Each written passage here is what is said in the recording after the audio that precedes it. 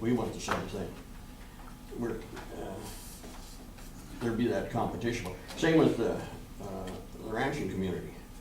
I was talking, one rancher pays over $70,000 a year in property taxes. He's big, probably there's not many like that, I'm assuming, but just the same, he'd have the right to come in and ask for a discount. So I could see on the startup some, but myself, I can't see going for 10 years. Okay. I can respond to that. Absolutely, please do. So the new and expanding property tax abatement is available to anybody who meets the statutory criteria. So anybody in new industry that comes in with $125,000 of investment or more and meets the other criteria can ask for that. For existing taxpayers, they can also meet the expanding industry qualifications, and they can ask, and they can make a request to the county commission for that. And that is all based on the idea that the county commission has this tool to incentivize businesses to do that. So regardless of whether you grant this today, those individuals have the right under the law to make that request to the county commission. The county's decision is governed by the specific facts and circumstances of each case. So just because the county decides to grant an abatement to a solar farm, there are many, many different decisions that would go to, you know, something offered up by a utility or something like that that also wanted to make those investments. And so it's really within the county's ability to distinguish among the properties and to make the decision on each individual one, but that right exists for everybody. And Brian, if you would, or Nicole, whoever, would you speak to the history of the new and expanding tax credits we've given in the past? It is always for net new investment in your community. So if you already have something that's been invested, you can't apply for that, so it's always net new. So we have applied for, when Dwayne Visser with Centennial Wood Products came in, he invested almost $1 million into his wood facility on the south end of the county. That was an incentive that was placed, and the county did approve that. Leap Dairy was another one, and then Land Tamer out here on the flats. Anybody who does qualify with a net new project can come to the table. I mean, retail, motels, things like that typically do not qualify for this. It's typically hardware that is associated with either manufacturing or, well, almost exclusively manufacturing for the most part. So it's very narrowly defined, but it always is for net new. And the intent is to entice that business. If not for this, they would not invest, is the legal term that most people are chasing on this. It tries to create the incentive for them to pull the trigger. For a community like Broadwater County, it's the intent of being, at least appearing to be welcoming for new business to come in with new taxable value. Personally, we have seen some call centers and things like that that have used it for their hardware, which is computers, desks, things like that. The problem with those types of projects, they can pick up and move it to a different state. They're always chasing that tax abatement. So as an organization, we typically don't support those. Whether a commission wants to do it or not is a different subject. But if it's a project where you're actually planting something in the ground that's very difficult to move, what you know is they're going to pay. Then the question is if I'm not mistaken, the law says they can't protest those taxes in that 10-year period while they're being abated. And typically right now, and what was nice about this is the company went to the Department of Revenue first to determine what their tax base would be or their tax burden. They've already programmed that into their pro forma for their business, so they know what that tax is going to look like and really what their income is going to be over the next 35 years. So traditionally we don't see a lot of issues with that unless there is a substantial change at the state level in how we tax. So for the 10 years that we're under this tax abatement, they cannot protest their taxes. If I'm not mistaken, they cannot. Okay. In Department of Revenue through MCA code. And just to clarify, the first 5 years, they're taxed at 50% of their net value of the class, 1 through 7 property that they have. On year 6, then they're taxed at 60% of its value. On year 7, it's 70%. So it's a graduated back up to 100% on year 10. So just a clarity on that. Brian, further clarification, you mentioned new product or new events. You're not saying new business, because if we had a No. business, a ranch, farm, mining operation, and they wanted to, they could, even though they're here, it's just a new project, correct? Wheat Montana, because of their putting additional value added manufacturing, they could have applied for this.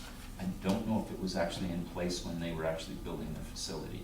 But that is, if we have somebody that is doing work in, I mean, whether it's cattle or grain, barley, if they wanted to go in micro malt, I would be in here supporting them building a facility and you abating that tax. It's trying to create more jobs and more taxable value for the local community. Existing business or new business, but it has to be new money that's being put in, either in the past year or in the next year going forward.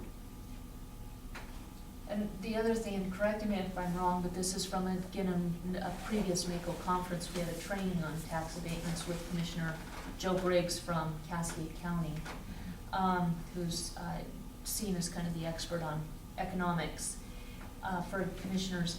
But he had stated that if you give a tax abatement to a company and they do something like sell, they don't hire the number of people they said they would, something like that, the commission has full authority at any point in the 10 years to say, you have not upheld your end of the bargain, we are going to take back the abatement and take it up to 100% at And that point. clawback. There is a clawback Oh, clause in okay. that. So if there is a requirement that they have to meet and they don't meet it or become dissolved or something else, you actually have a clawback mechanism in the MCA code. So there's a lot of protections for us in doing this. Can I just clarify? Please. So there's and I'll defer to your county attorney, but the provision that I believe you're referring to is 1524 1402F, and it lays out the circumstances under which a clawback or a discontinuation of the taxes would apply. And so, and I think that's right in line with what was mentioned in that, if they fail to meet one of the requirements or something along those lines, then there is if, for example, if we came in and said, hey, we're gonna invest $125,000 and we invest $100,000, which in this case would happen, then there would be that opportunity. And I would just direct the commission to that to make sure that that's clear. It's right there, written into the statute. And regarding the tax protest, the practical effect of these abatements is that companies their taxes are abated by 50% for the first 5 years phasing up. And so we don't see a lot of the incentive that's normally there to protest. Regardless, these are the numbers that were provided by the Department of Revenue, and these numbers, and the department is always bound to value the property at a fair market value. So I'm not aware of a restriction on a request to the Department of Revenue to lower that or any impact on their ability to appeal, but the practical effect of the abatement is that you don't see those same incentives that companies generally have to ask that their taxes be lowered and then protest those taxes in an effort to appeal and get those reduced. Okay. Right, commissioners, any further questions? Franklin, did you get yours answered? Do you have any more? Oh, so, well, for one thing, I think the county attorney should go through all this here and make a recommendation to us one way or another. I'm not against this at all. I think you got a good plan there in solar.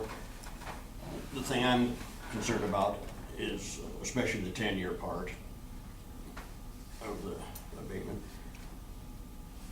Another thing, apparently you said you've been working on this for 2 years, you know. And want us to make a decision in an hour. I don't feel that's right. I think we should take some time and go through this and make our decision. And I'm not against you at all, but I think this is the way it should be done. So is there a response to postponing this for, my concern is hearing what you said about the PSC. I happen to know that there's a number of counties who've already done this, so we're already not at the foreground, but perhaps at the lower tail of this. What I heard before was if we don't do this, we risk losing it. This is a way of attracting business. It's good PR for our county, and it lowers the tax burden on our citizens. Because anytime you can increase it on a business, the individuals, the retirees, those on fixed income, ranchers and farmers pay less. Can you guys address why we should address this now? Why we should make a policy decision today? Can I go first? I'm just going to reference MCA, and I know you're the expert on this, but I think it's important to note that the application was submitted to the Department of Revenue on June 22nd, 2016. That doesn't mean that's when the county received it. That's when the department received it and had to go through and come up with this format here that you have in the form, I'm sorry, with all of the numbers on what the abatements would be. So that did take the Department of Revenue some time to do that. We had 2 weeks that we had to post for public hearing. The county had this, I've had this for 3 weeks now, so there were 2 weeks of posting. So with that being said, I want to refer to MCA 1524-1402, subitem B2.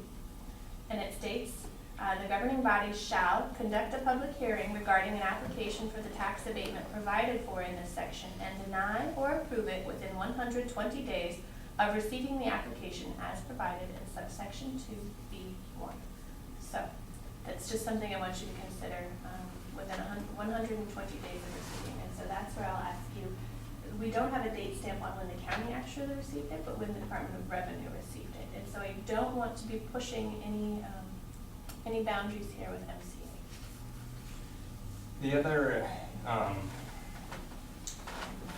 The other portion of this is that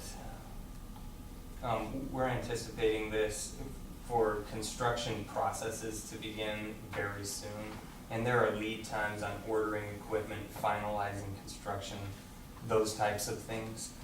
As you all know, the timing in Montana for construction projects is very limited, and the company, they've put together their decision about whether to move forward, and one of those issues is, do we have the abatement in hand? And if they do, they can move forward, and if they don't, then they have to take a step back, relook at the information, and like was mentioned earlier, it significantly lowers the chance that the investment goes into Broadwater County, definitely in the short term and in the long term as well.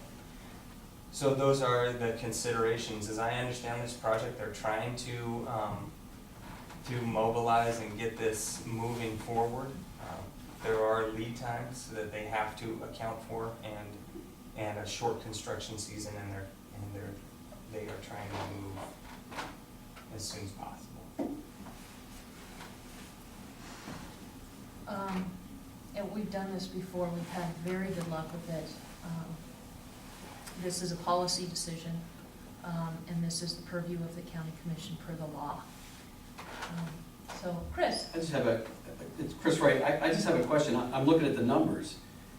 Franklin, to your concern, $85,000 in the first 5 years, 85 of the 117 is you're giving it up, you know what I mean? Like, that's the incentives you're talking about stretching it over 10 years, but the fact is, the bulk of it in the first 5 years, you've gotten off of it. After that, it goes down every year so much that it's really not even that big a deal. Also, in terms of delaying, if this is the building project, and you delay it 4 years, you're talking about $100,000.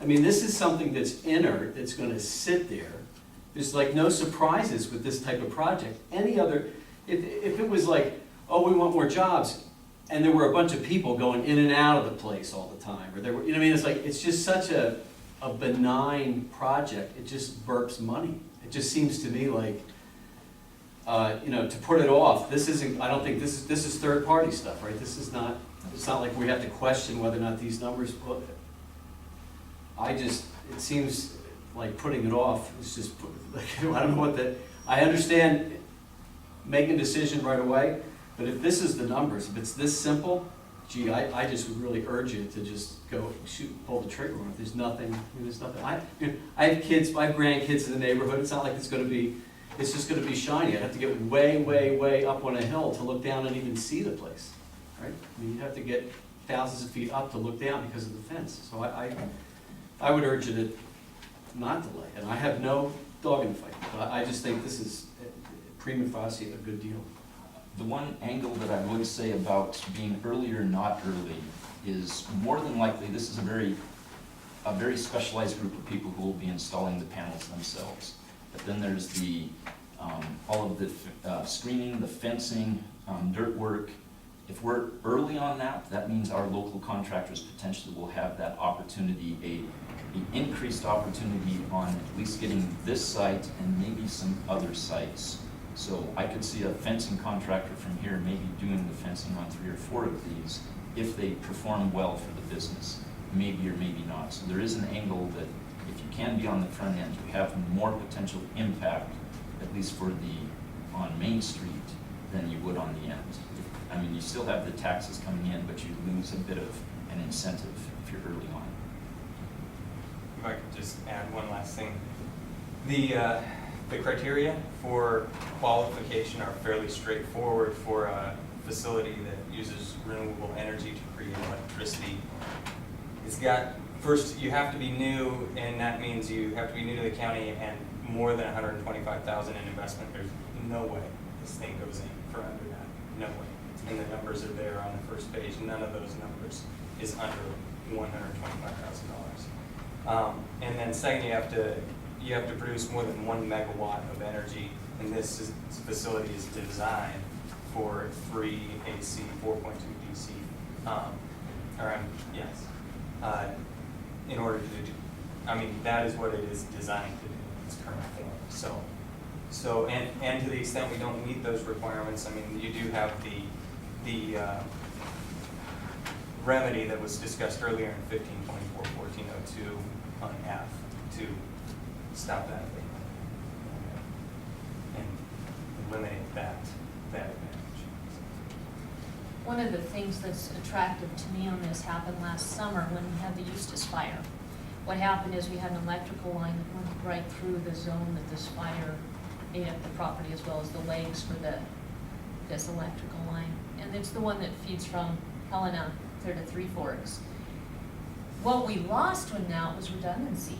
What we have to have for our electricity is redundancy. Had we had the solar farm, we would have had the redundancy regardless of that fire. We were lucky that we didn't lose power at that point for that line, but one other thing happening and we would have because we didn't have redundancy. So when you put in a housing development, you've got road maintenance, you've got 911 calls. This has none of that. This is low impact. It's something we've done before. It's certainly been on the agenda. It's been a legal ad now for 2 weeks, so none of us walked into this not knowing anything. We all came in here informed to a degree and have gotten quite an education from you guys over the last hour. In my opinion, the $398,000 or $280,000 with the incentive is well worth an I vote in getting ourselves at the top of this list rather than letting ourselves fall further to the bottom. So I would hope that we would be able to move forward. And if there's no other questions from the commission, or if there are, I'd like to give you folks an opportunity to close prior to our rendering a decision. Franklin, did I hear a grumble over there? Do you have another question Well, or I'd say- concerns? There again, we don't have to do it today. If I was talking about 2 years, that'd be a little different. We're talking maybe a week or 2 weeks at the most. And I can say, that's what we have a county attorney for. I think he should go through this. So, yeah, I'm not against it. I think, like you said before, I think it's good. But I don't see where we should be forced within an hour to make a decision. I guess that's the big thing I have of it all. If the commission, I mean, if that's a concern for the commission as a whole, I mean, we're happy. I believe that that's something that you can designate for later. And, however, I don't know that there is anything, I'm not seeing anything additional that would impact that decision. I think, barring any questions, we've provided the info to the commission, and if you have any additional questions, we're happy to take those. I would echo, excuse me, what Wiley said, you have the dollars in front of you. Yeah, 277 or 25,000. It looks good, but those are my thoughts right there. Can I ask you a question on Go what ahead. it is that you would like to see our county attorney look at it for? What are you hoping to get from that? Approval, all right, which I'm sure he probably will, from what everything's said in here. But I still think that clause you're saying if you don't fulfill your deals, you don't, maybe it's one good just the way it is, but that's why we have a county attorney. Just about anything that takes place, the decisions aren't made, like you say, in 1 hour when you're doing this big of a program. So you would And I- essentially you would just like our county attorney's blessing on this? Well, before you sign it? right, and like I say, I think everything's probably all in order. And like I say, I think it's a good idea. I thought about this sort of for quite a while through the years, and I think they got it now where it is working. I think there was a lot of question on there for quite a while.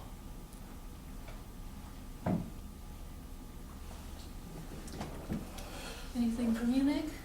And Brian, did you want a chance to say anything with the close? I think the one thing is that Nicole and myself have been working with the other planners and department heads in Lewis and Clark. We've been monitoring and speaking with Cascade and other counties. We're all going through the exact same review and we're basically taking our information directly from their documents, which they've already had legal review on. We know Department of Revenue put the numbers together, so they've reviewed it for being legally meeting the MCA requirements. I guess my thoughts on this is, I have no problem being wrong. I've said that since the first day I've taken office. I'd rather be on the side of error of making a wrong decision and going forward with this than postpone it, lose our opportunity and lose hundreds of thousands of dollars. Our jobs as commissioners is to do what's best for this community. And since we're in our budget season, everyone wants more money. Well, without businesses and things coming in to take up that tax allowance, it affects how we can give money to different entities of our community, our county. We make tough decisions every day we sit in these chairs. We spent $80,000, I think, for the Life Light, if I'm wrong. I know it was up there, and we made that decision within an hour. It's 25,000. 25,000. So, I think with the money, I would make a motion to sign this agreement. Do we have a second? All right, I will second the motion. So it has been moved and seconded to approve the tax abatement as described for Reagan Ranch, Reagan Ranch Solar One LLC. All those in favor, please signify by saying aye. Aye. Aye. Opposed? I'm not opposed, but I went on record what I was just saying. I'm not gonna repeat it again. You've heard it enough times already. So we will sign the resolution. You guys have a copy of that. I do want to say a couple of things, and I think this has got to be cautionary for this commission as well as for you folks as well. The county attorney for Broadwater County, for any attorney, is not a fourth commissioner.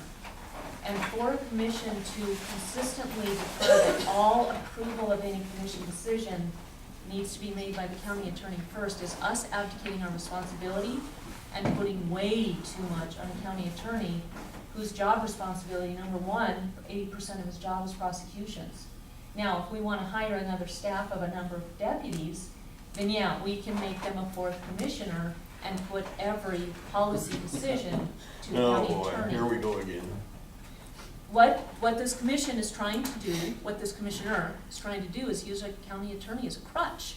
And that is absolutely an affront to him and his job he's supposed to do by statute in Title VII. And the other thing is if you read the statute yourself, 1524-2002, it states the governing body of the affected county. The commission is the governing body by law. 3 commissioners for Broadwater County are the governing body. The next sentence starts with, the governing body shall approve. The governing body may not grant. The governing body may, it's repeated over and over, this is a governing body decision. I think Commissioner Porthals took extreme leadership today and clearly had studied the law and this issue prior to coming to today's meeting, which has been advertised now for 2 weeks. So that's all I have to say on that. Thank you for your presentation. Appreciate the commission's time today. Thank you very much. I can leave copies of this if you'd like as well. Ann, do you need a copy?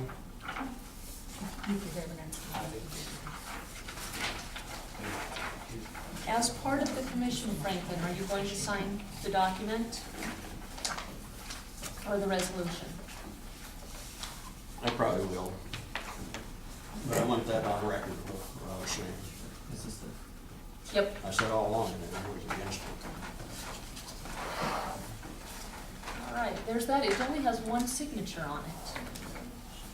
Do resolutions typically have all 3? Mm-hmm. Okay, I will go and fix this real quick and bring it right back up. Perfect. All 3 signatures. All right. This document is the CAB one from DOR that will have all 3 of you. Okay. So I'll bring you back this right away.